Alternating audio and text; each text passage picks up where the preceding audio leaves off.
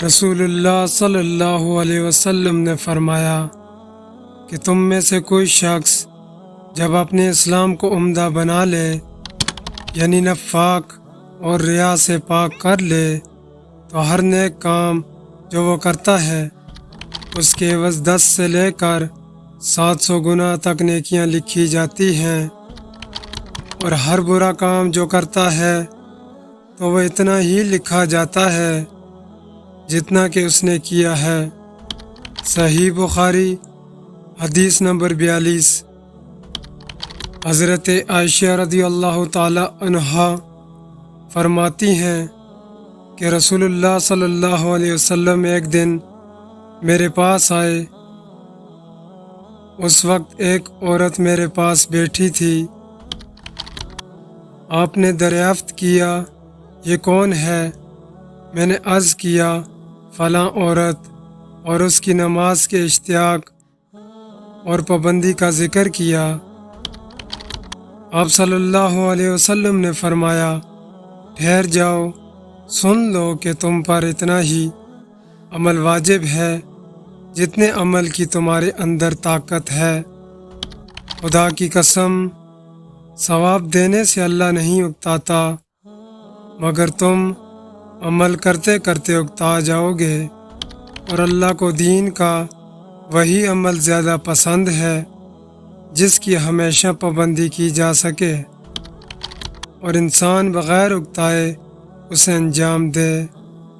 صحیح بخاری حدیث نمبر 43۔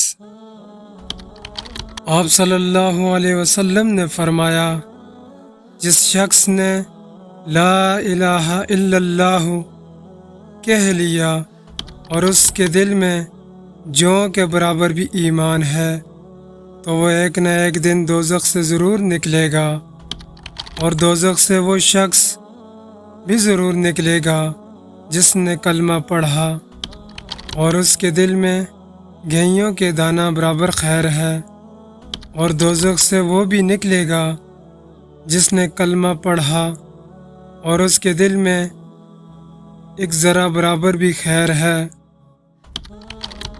صحیح بخاری حدیث نمبر 44۔